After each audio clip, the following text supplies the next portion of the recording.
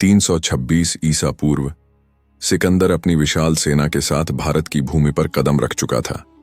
झेलम के युद्ध में पोरस की वीरता और रणनीति ने उसे हिलाकर रख दिया था।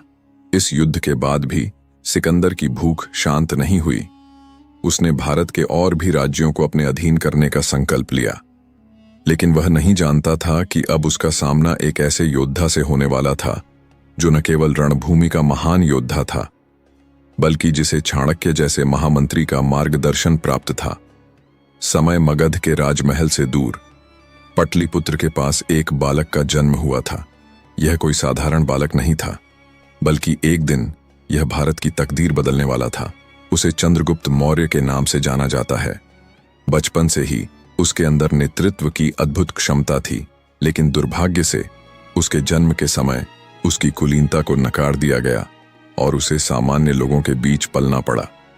लेकिन नियति ने उसके लिए कुछ और ही तय कर रखा था कि कुशाग्र बुद्धि और युद्ध कला को देखकर तक्षशिला के महान विद्वान और रणनीतिकार चाणक्य ने उसे शिष्य बना लिया।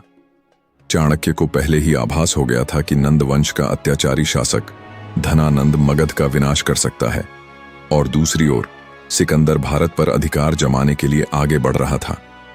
चाणक्य को एक ऐसे शिष्य की आवश्यकता थी जो उनकी योजनाओं को साकार कर सके और भारत को बाहरी आक्रमणकारियों से मुक्त कर सके। सिकंदर के मन में भय समा चुका था। झेलम के युद्ध के बाद उसकी सेना थक चुकी थी और भारतीयों के असाधारण युद्ध कौशल ने उसके सैनिकों का मनोबल तोड़ दिया था। तभी उसकी सेना में विद्रोह शुरू हो गया।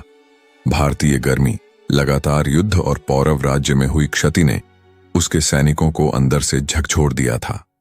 एक दिन जब सिकंदर अपने तंबू में था, तभी उसके सबसे भरोसेमंद सेनापति क्लेटस ने आकर कहा, महाराज, हमें वापस लौट जाना चाहिए। हम भारतीय योद्धाओं से ज्यादा दिनों तक नहीं लड़ सकते।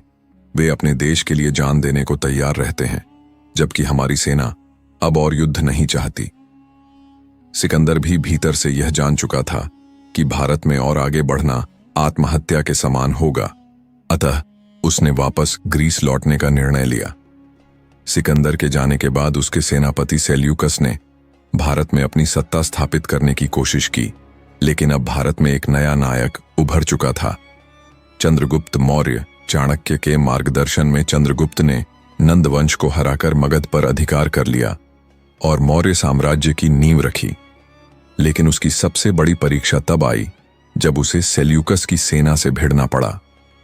सेल्यूकस की सेना अत्यधिक शक्तिशाली थी, लेकिन चंद्रगुप्त को न केवल भारतीय योद्धाओं का समर्थन प्राप्त था, बल्कि चाणक्य जैसी तीव्र बुद्धि भी साथ थी।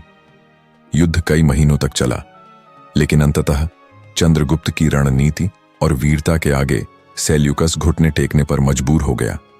हार के पश्चात सेल्यूकस ने संधि की पेशकश की और अपनी बेटी हेलेना का विवाह चंद्रगुप्त से कर दिया।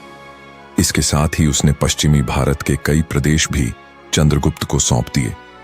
विजय के साथ ही भारत के इतिहास में एक नए स्वर्ण युग की शुरुआत हुई। चंद्रगुप्त मौर्य ने अपने शासनकाल में भारत को एक सशक्त और संगठित राष्ट्र बनाया। उनके साम्राज्य ने वह सब हासिल किया जो सिकंदर भी अपने जीवन में नहीं कर सका था। जिसने पूरे विश्व पर शासन करने का सपना देखा था, भारत की भूमि पर आकर असफल हो गया। भारतीय योद्धाओं की बहादुरी, चाणक्य की रणनीति और चंद्रगुप्त की वीरता ने भारत को विदेशी आक्रमणकारियों से बचाया। इस तरह भारत न केवल सिकंदर को रोकने में सफल रहा, बल्कि मौर्य साम्राज्य की स्थापना करके पूरे विश्व को दिखा दिया कि असली विजेता कौन था।